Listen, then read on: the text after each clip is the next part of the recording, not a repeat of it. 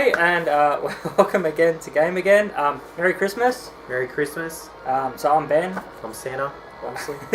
Worry.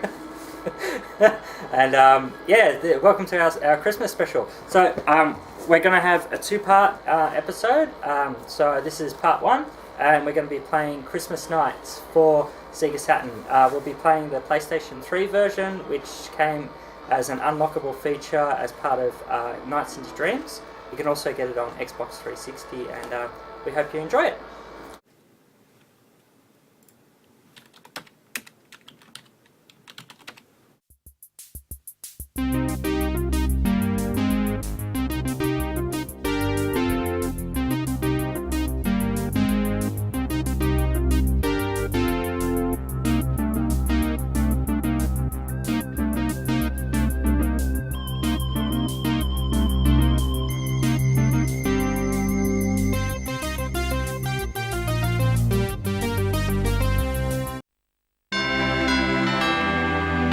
The city is covered with Christmas decorations.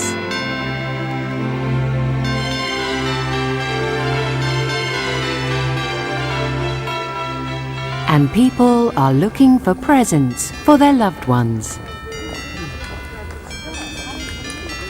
Among them are Elliot and Clarice. They all look rushed. That gentleman, that lady, that old man.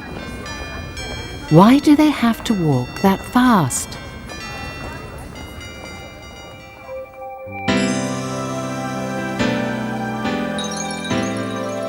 In the crowd, they feel something important is missing. The streets look so beautiful. This is the most cheerful time of the year. But it seems like nobody is paying any attention to something important. Walking down the street, they find themselves in the middle of Twin Seeds City, facing the mammoth Twin Seeds Tower. It is decorated beautifully, and the tower appears as one huge Christmas tree.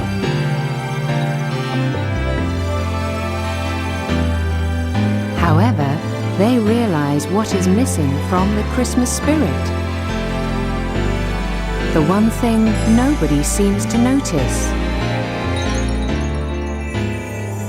There is no shiny star atop the gigantic Christmas tree. Without it, the tree is incomplete.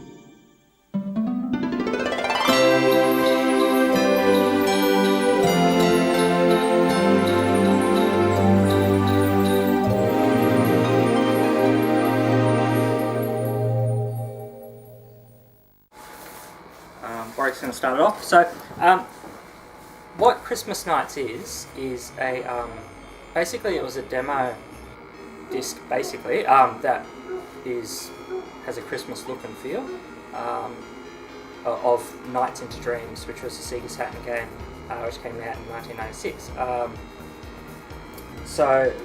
The game was packaged in with a Christmas special of the Saturn, released in Japan. But everywhere else it was released with Sega Saturn magazine and different Sega magazines at the time, depending where you were in the world. And the idea is you have to get 20 of those blue spheres, which is set at the top left-hand corner, but in this game, or in the Christmas Nights version of it, everything looks like it's been spewed out by Rudolph after he's eaten the whole bowl of mistletoe. So it's very, very Christmas themed. You can hear the music pumping out, like Christmas tune and stuff. So and the levels are sort of spherical, so they just continue on like a track. So whilst it's a 3D game, it's based on that single plane. But what you see in the background is the next track, if you will, of Nights. So just keep going, right? That's it. So now that's been destroyed, you now have to race around the level as fast as you can and collect more points.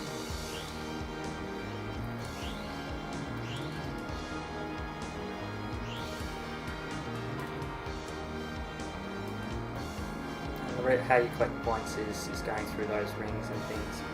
It doesn't really matter for the demo version because the demo has only got the 2 levels, so it's the first level of Police and the first level of Elliot's going out. Interesting thing about the interesting thing about the game, Yuji Naka was the producer of it, so he created Sonic, and he started developing this idea of a nighttime based game, and he ended up reading up on some philosophy by Carl Gustav Jung, and Carl Gustav Jung was around the time of Freud, so you had there's 2 main thoughts of philosophy at that time, which was Jung and Freud, and Jung spoke a lot about your inner self and the dream sequence and the id and everything. So yeah, it's really interesting that you can see that influence throughout the game, that this Knight's character that I'm playing as at the moment really doesn't have a sex. It's not male or female, it's just a being. And it was rather deep for Sega-based game to have that level of philosophy behind it, and it's quite deep, behind the scenes of how it actually works, which you got to scrape away at the surface, but yeah.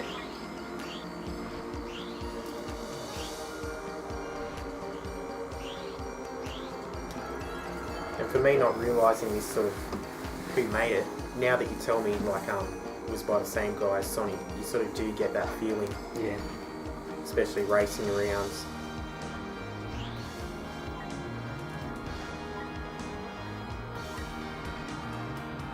Now what happens when if you run out of time, the game sort of punishes you. You stop being the Knight's character, and you then become your humanoid self again. And it just becomes very difficult to actually get to the end because you've got to race back to the beginning. Whilst this little tiny clock thing chases you around and you run out of time and you have to then go back to the start of the level.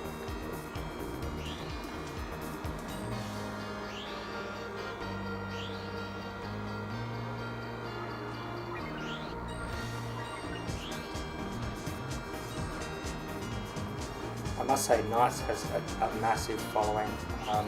The Sega Saturn didn't have a real Sonic game. There was Sonic R, but that really wasn't. It was a Sonic racing game. Where instead of racing cars, you'd have the characters actually just running around the track, which was interesting, but it wasn't a traditional platformer game or a traditional Sonic-based game. So instead, Sega released this, and it just created this whole new fan base of Knights fans. Okay, you better rush because you're gonna come.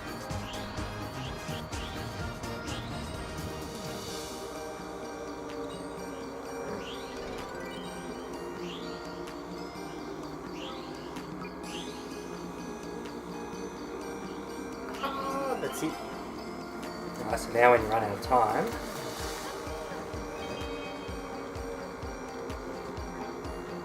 you've got to follow where that blue arrow is there,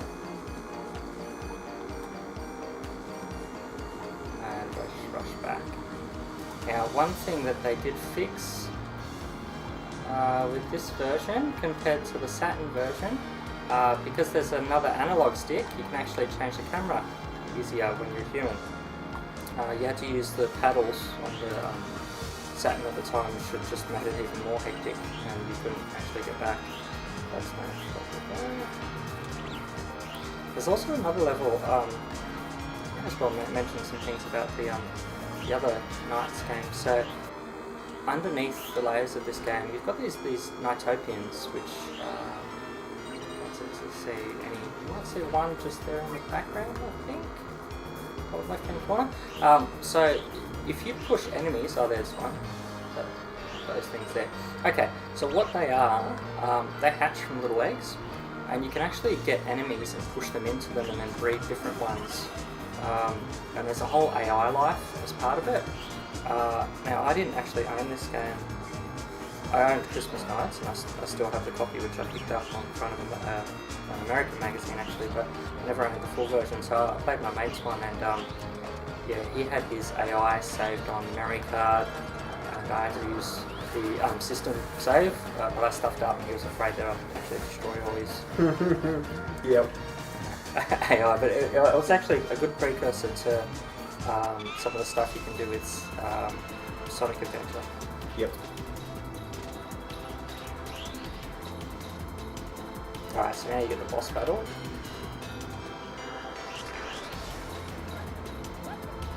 You can see if you get hit, you get 5 seconds taken off.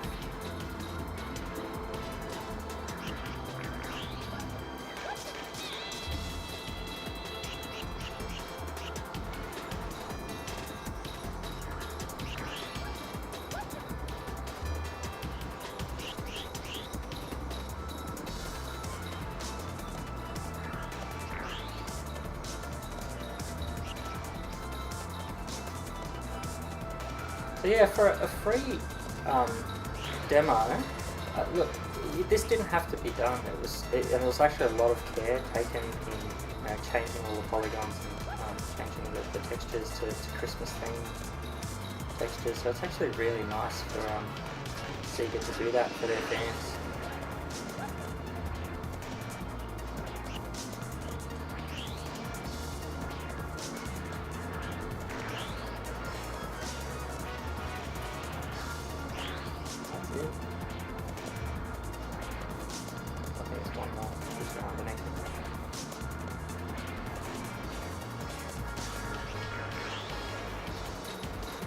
Or one more.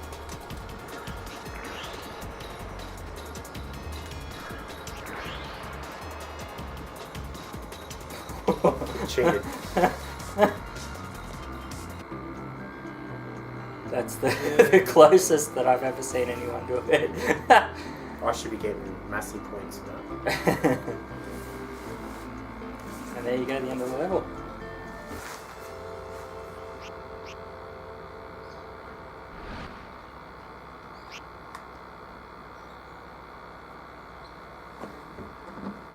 Alright, so that was Christmas Nights. Very short game because it was released as a demo, but one of the few Christmas themed games. So we hope you enjoyed it. Hope you have a very Merry Christmas. Also hope you watch episode 2 of our Christmas special, where we'll be looking at Days into Christmas for the Mega Drive. Have fun with this one, and remember, kids, acid and bright colours don't mix. So just keep it cool playing this game. Okay, Merry Christmas. Merry Christmas.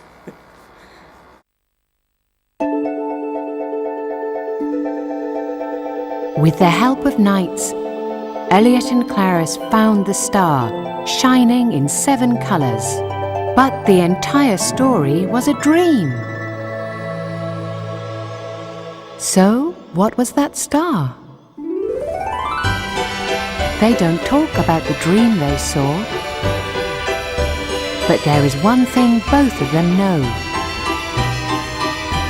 Something special will happen after they embark on an adventure with knights.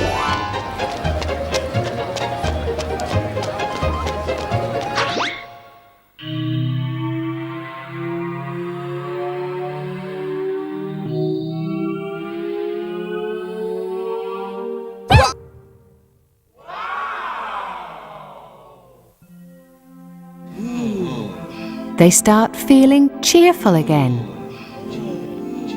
Are you okay?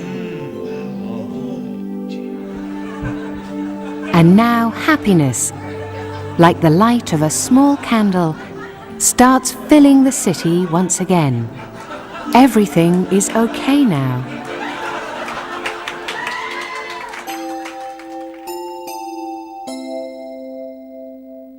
Give a star of happiness to the heart of these brave children. Give a star of happiness to the heart of everyone. Merry Christmas!